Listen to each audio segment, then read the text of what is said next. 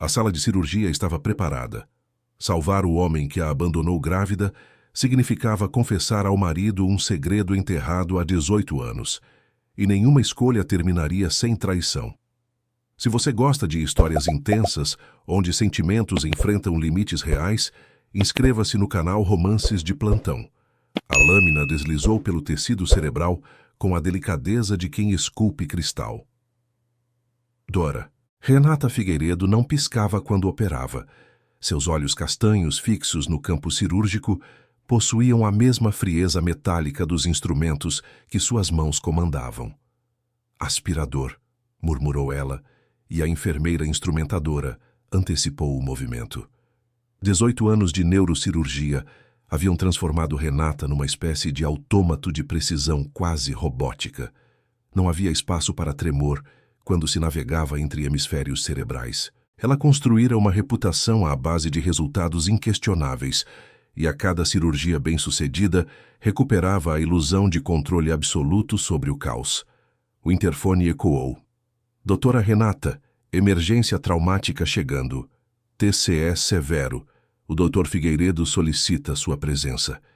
Se Marcelo a convocava pessoalmente, o caso não admitia discussão. 20 minutos. Preparem a sala 3. O corredor cheirava a iodopovidona e café requentado. Renata não cultivava amizades no hospital. Colegas, sim. Respeito mútuo, sempre. Mas intimidade era um luxo que neurocirurgiões não podiam pagar. A sala 3 já fervilhava quando ela entrou. Através do visor, viu a equipe posicionando o instrumental. Tudo corria no protocolo. Foi então que Marcelo entrou.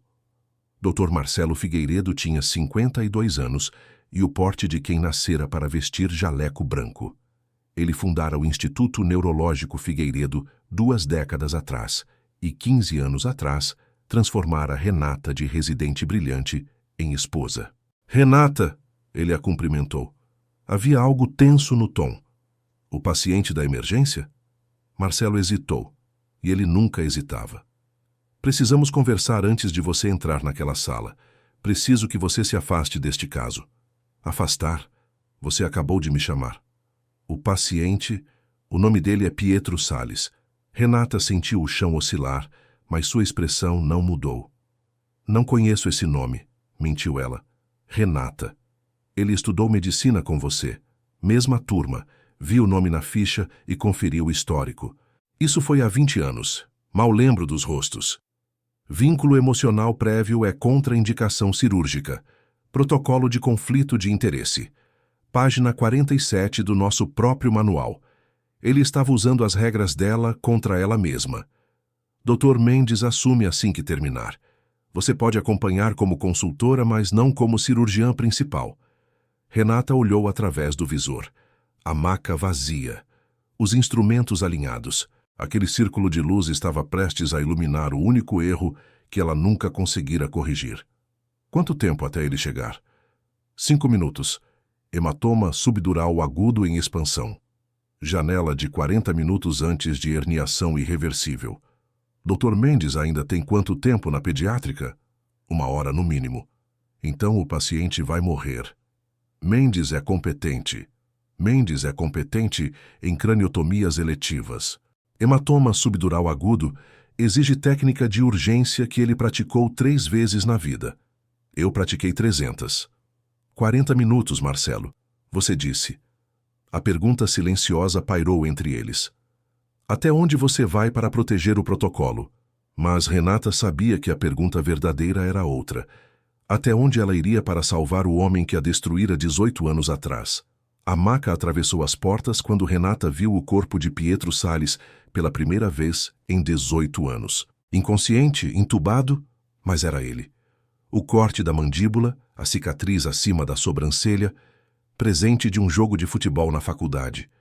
Mãos que um dia seguraram as dela. Mãos que nunca seguraram o bebê que crescia dentro dela quando ele desapareceu. Pressão 90/60 e caindo, anunciou o paramédico. Glasgow 6, pupilas anisocóricas.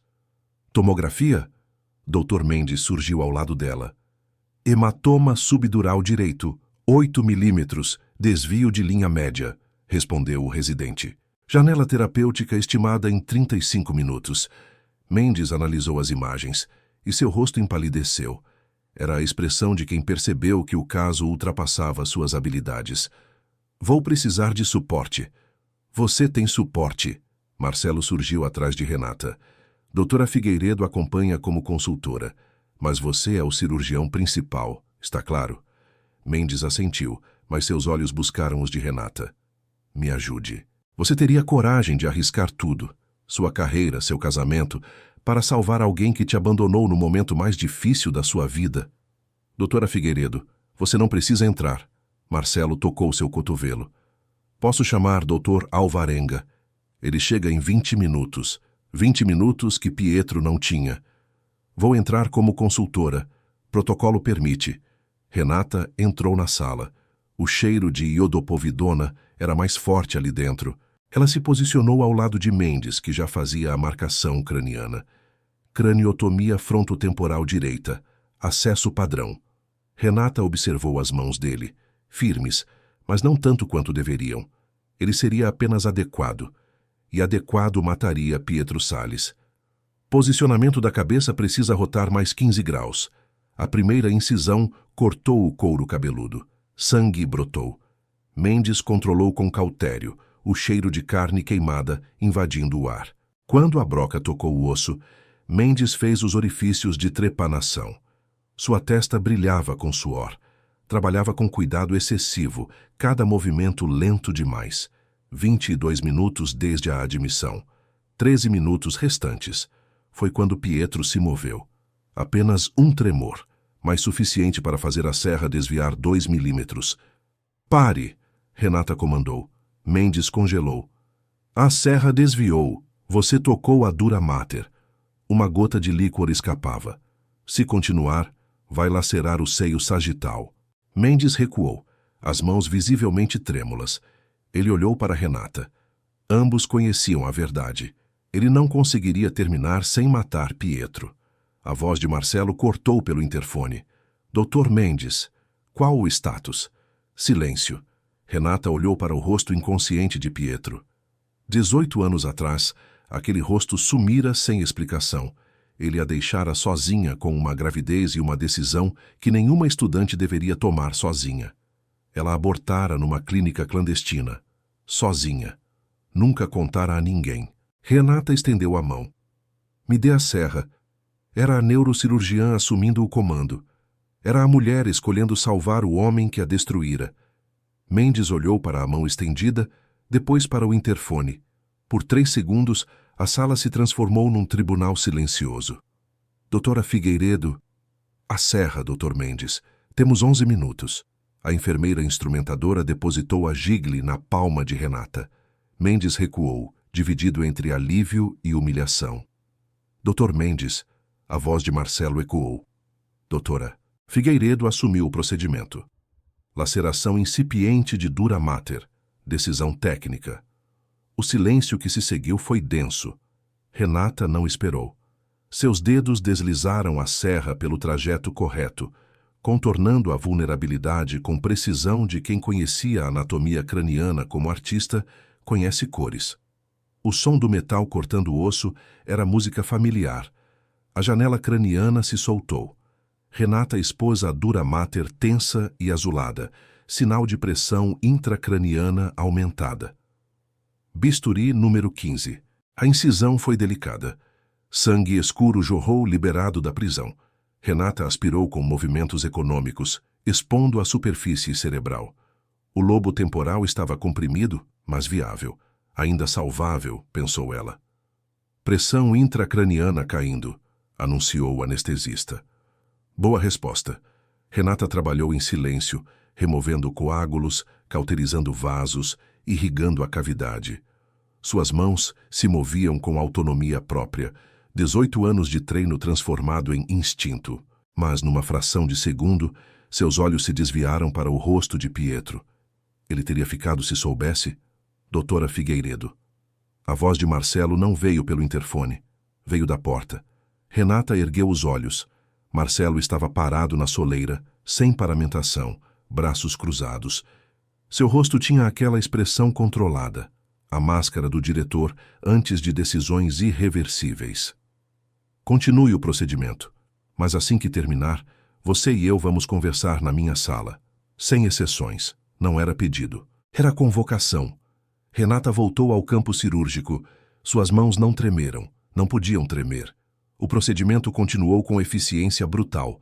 28 minutos depois, o hematoma estava completamente evacuado. Irrigação final. Preparar para fechamento. A solução salina lavou a cavidade. O cérebro de Pietro pulsava com ritmo normal. Vida retornando onde havia contagem regressiva para a morte. Foi durante a sutura que ela sentiu um tremor, mínimo, quase imperceptível, vindo de suas próprias mãos. Renata parou, olhou para seus dedos enluvados. O tremor persistiu por 2 segundos. 2 segundos onde 18 anos de controle rachadaram. Então parou. Ela completou a sutura. Ninguém comentou. Quando deu o último nó, o monitor mostrava sinais vitais estáveis. Pupilas reagindo. Glasgow subindo de 6 para 9. Pietro Salles estava vivo. Paciente para a UTI neurológica. Monitoramento intensivo. Marcelo ainda estava na porta quando ela saiu. Minha sala. 15 minutos. Renata passou por ele sem responder. O que você acabou de fazer e quanto vai custar? O vestiário cheirava a desinfetante e cansaço. Renata ficou diante do espelho, observando o próprio reflexo como se tentasse reconhecer a mulher que acabara de violar seus próprios princípios. 15 minutos. Lavou as mãos com movimentos mecânicos. A água quente queimava, mas ela não diminuiu a temperatura. A porta se abriu. Doutora Clarice Mendonça entrou. Ouvi dizer que você protagonizou um drama cirúrgico. Afastou Mendes no meio do procedimento?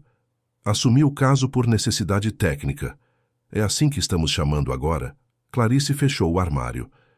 Hospital pequeno, Renata. Segredos duram menos que anestesia. Ele vai te demitir? Não sei, provavelmente vai exigir que eu me afaste. Talvez me suspenda. Valeu a pena? Renata não respondeu. Não sabia a resposta. A sala de Marcelo ficava no 5º andar. Renata bateu na porta exatamente 15 minutos depois. Entre. Marcelo estava atrás da mesa, mãos entrelaçadas. Não havia papéis. Apenas ele e o peso da conversa. Sente-se. Renata sentou, postura ereta. 18 anos juntos, Renata. E eu nunca te vi quebrar protocolo, nunca. A situação exigia que você confiasse no Dr. Mendes. Marcelo a interrompeu. Mas você escolheu invadir aquela sala. Escolheu operar um homem que claramente significa algo para você. Ele não significa nada. Marcelo se inclinou para a frente. Então por que suas mãos tremeram durante a sutura? O ar saiu dos pulmões de Renata. Você viu? Eu sempre vejo, Renata.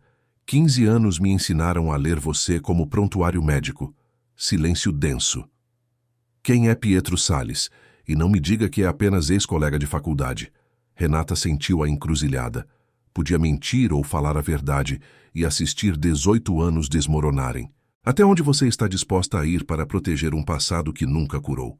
Ele foi. Nós tivemos algo, há muito tempo, antes de você. Algo. Define algo. Um relacionamento. Breve. Intenso. Terminou mal. Ele desapareceu. Eu segui em frente. Seguiu em frente. Marcelo deu uma risada sem humor. Até hoje, quando jogou fora 15 anos de ética para salvá-lo. Eu salvei um paciente. Seu trabalho era se afastar. Marcelo bateu a palma na mesa. Meu trabalho era confiar no sistema. Ele respirou fundo. Mas você não confiou, porque no fundo você nunca superou esse homem. As palavras cortaram como bisturi mal manuseado. Renata se levantou. Isso não é justo. Não. Então me olhe nos olhos e jure que não sente nada por ele, que amanhã vai tratá-lo como qualquer outro paciente. Renata abriu a boca, fechou. As palavras não vieram. Marcelo viu tudo. Eu preciso de tempo. Preciso pensar sobre nós. Sobre isso tudo. Ele caminhou até a porta, a abriu. Você está suspensa das cirurgias por 48 horas. E sugiro que mantenha distância da UTI neurológica. Renata passou por ele, sentindo o abismo. Na porta, ela parou. Marcelo, eu... Não, agora não. Renata saiu, e pela primeira vez em 18 anos não tinha certeza se ainda teria um casamento quando o sol nascesse. Renata não foi para casa. Desceu até a biblioteca médica, espaço esquecido que cheirava a papel velho e silêncio. Ficou numa poltrona no canto mais escuro, enquanto a tarde morria. Suspensa por 48 horas. Em 20 anos, nunca fora suspensa. Nunca recebera a advertência. Construíra uma reputação impecável tijolo por tijolo, e agora estava suspensa, por salvar uma vida. Não, por salvar a vida dele. O celular vibrou. Mensagem de Clarice. Pietro acordou. Consciente, responsivo. Você fez trabalho impecável. Renata leu 3 vezes. Apagou sem responder. Pietro estava vivo, e ela estava proibida de vê-lo. Eram quase 22 horas quando Renata saiu da biblioteca. O hospital noturno tinha atmosfera diferente. Corredores vazios, luzes baixas. Ela caminhou sem destino. Quando percebeu onde estava, já era tarde. UTI neurológica. 5º leito. Mantenha distância, Marcelo dissera. Renata ficou a 10 metros da porta de vidro. Via os monitores piscando. Via a silhueta sob lençóis brancos. Doutora Figueiredo. Renata se virou. A enfermeira do plantão a observava. Só passando. Ele perguntou por você. Renata parou. O quê? O paciente do leito 5. Quando acordou, perguntou se a doutora Renata Figueiredo estava no hospital. O chão oscilou. Ele lembra de mim? Aparentemente sim. Quer que eu diga que você passou? Fuja. Vá para casa. Proteja o que resta do seu casamento. Não, não diga nada. Ela se virou, mas a voz veio de dentro. Renata. Seu corpo congelou. 18 anos se comprimiram em 3 segundos.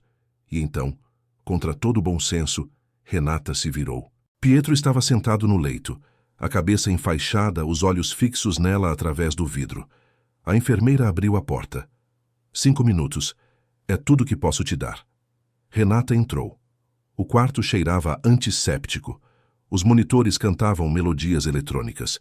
Pietro olhou para Renata. E havia algo em seus olhos que não aparecia em nenhum monitor. Você. Disseram que você me operou. Sim, fiz meu trabalho. Me salvou. Pietro deu uma risada fraca que terminou em tosse. Sempre foi boa em minimizar coisas importantes. Silêncio carregando 18 anos. Por que você sumiu? Renata perguntou, e a pergunta saiu sem censura. Naquela época, por que desapareceu? Pietro fechou os olhos. Porque eu era covarde. Tinha 23 anos e descobri que estava doente. Hepatite C. Os médicos disseram que podia morrer. Ele respirou fundo. E em vez de te contar, em vez de deixar você decidir, eu fugi. Achei que te protegia. Na verdade, era só um moleque com medo que te amava demais para te transformar em viúva. Renata sentiu lágrimas queimarem, mas não as deixou cair. Você me deixou sozinha. Eu sei. Você me destruiu. Eu sei, Pietro repetiu, lágrimas escorrendo agora. E passei 18 anos querendo te pedir desculpas. Mas quando me curei, você estava casada, feliz, carreira brilhante. Pensei que talvez a melhor coisa foi ter sumido. Renata olhou para aquele homem, mais velho, marcado, mas reconhecível, e percebeu. Ela nunca o odiara. Apenas enterrara o amor tão fundo que convenceu-se de que era ódio. Você tem que ir embora, Pietro disse. Seu marido é o diretor. Você não pode estar aqui. Não por minha causa. Não de novo. De novo? Eu já destruí sua vida uma vez, Renata. Não vou deixar destruir de novo, por favor. Vá embora. Esqueça que voltei. Seja feliz com seu marido. Você merece. Você teria coragem de escolher um homem que te amou com medo sobre um homem que te ama com segurança? Renata recuou. Melhoras, Sr. Salles. A equipe cuidará de você. Ela saiu antes que Pietro respondesse. Só no estacionamento vazio, sentada no carro, é que permitiu as lágrimas caírem. Porque agora sabia. Pietro não a abandonara por desamor. Abandonara por amor demais. E isso tornava tudo infinitamente pior. Renata chegou em casa às 3 da manhã. A luz do escritório estava acesa. Marcelo esperando. Quando entrou, encontrou-o na poltrona, ainda de jaleco, um copo de uísque intocado na mesinha. Eu fui vê-lo, Renata confessou. Contra sua ordem. Eu fui. Marcelo tomou um gole. Eu sei. A enfermeira me ligou. Então sabe que desobedeci, de novo. Sei. Ele me contou porque sumiu. Estava doente. Hepatite C. Achou que ia morrer e me poupou da dor. Que nobre, Marcelo comentou irônico. Foi covarde, mas foi por medo, não por desamor. E isso muda alguma coisa? Renata olhou para as mãos vazias sobre o colo. Muda tudo, porque passei 18 anos odiando o homem errado. Construí uma vida sobre raiva de ter sido abandonada. E agora descubro que o abandono era amor disfarçado. Marcelo se inclinou para a frente. Você ainda o ama? A pergunta pairou como bisturi sobre a artéria vital. Não sei. Não sei se é amor ou apenas fantasma de um amor que nunca morreu direito. E eu? O que sente por mim? Porque às vezes tenho a impressão de que me escolheu porque eu era seguro. Porque não ia te abandonar. Não porque me amava. Renata sentiu as palavras como soco. Você foi meu porto seguro. Quando Pietro sumiu, eu estava destruída. E você apareceu. Sólido, confiável, presente. Me ofereceu estabilidade quando só conhecia caos. Mas não amor. Não da forma que você merecia. Eu te amei, Marcelo. Amo. Mas sempre foi amor. Construído. Não que me arrebatasse. E você sempre mereceu ser arrebatado. Marcelo terminou o uísque. Colocou o copo com estalo suave. Há quanto tempo sabe disso? Desde sempre. Mas fingi que não sabia. Porque era mais fácil. Porque você era bom para mim. Porque construir uma vida juntos parecia certo, mesmo que não fosse apaixonado. E agora? Agora que Pietro voltou. Agora preciso ser honesta. Com você, comigo mesma. Ela se aproximou. Você merece alguém que te ame sem reservas. Alguém que não carregue fantasmas. Alguém que te escolha não por segurança, mas por desejo. E Pietro? Ele é esse alguém? Renata balançou a cabeça. Não sei. Talvez sim. Talvez não. Talvez seja apenas capítulo inacabado que preciso fechar. Mas sei que não posso continuar assim, vivendo mentira confortável enquanto te privo de amor verdadeiro. Marcelo virou-se, lágrimas nos olhos. Você está pedindo o divórcio? Estou te libertando, e me libertando também. Ficaram ali por longos momentos. Vou sentir sua falta, Marcelo murmurou. Eu também. Mas vou sentir mais a versão de nós que nunca conseguimos ser. Uma semana depois, Renata estava na entrada do hospital quando viu Pietro caminhando ao estacionamento, alta hospitalar concedida. Ele parou ao vê-la. Oi. Oi. Ouvi dizer que você e seu marido... Sim. Terminamos. Decisão mútua. E agora? Renata olhou para ele. O primeiro amor, o grande abandono, o fantasma. Agora vou descobrir quem sou quando não estou fugindo do passado nem me escondendo em casamentos seguros. Vou descobrir quem é a Renata que não define a vida pela ausência ou presença de homens. Isso significa que não há espaço para mim? Renata sorriu, triste, mas honesta. Significa que primeiro preciso aprender a existir sozinha. E você também. 18 anos é tempo demais para construir alguém em cima de fantasma. Pietro assentiu. Mas talvez, Renata acrescentou, quando ambos tivermos aprendido a ficar de pé sozinhos, talvez possamos tentar de novo. Não como os jovens que éramos, mas como as pessoas que nos tornamos. Eu espero. Não espere, Renata corrigiu, tocando a mão dele. Viva!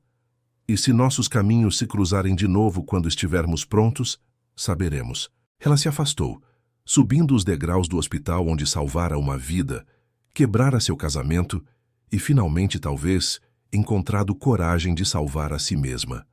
Alguns amores não cabem em protocolos. Chegam como emergências, urgentes, caóticos, desafiando cada regra que construímos para nos proteger. E talvez a cirurgia mais difícil não seja aquela que fazemos em salas esterilizadas, mas a que executamos em nós mesmos. Cortar o que apodrece, suturar o que sangra, aceitar que algumas cicatrizes nunca desaparecem completamente. Renata salvou uma vida naquele dia, mas perdeu outra, e descobriu que, às vezes, sobreviver exige deixar morrer tudo aquilo que nunca foi verdadeiramente vivo.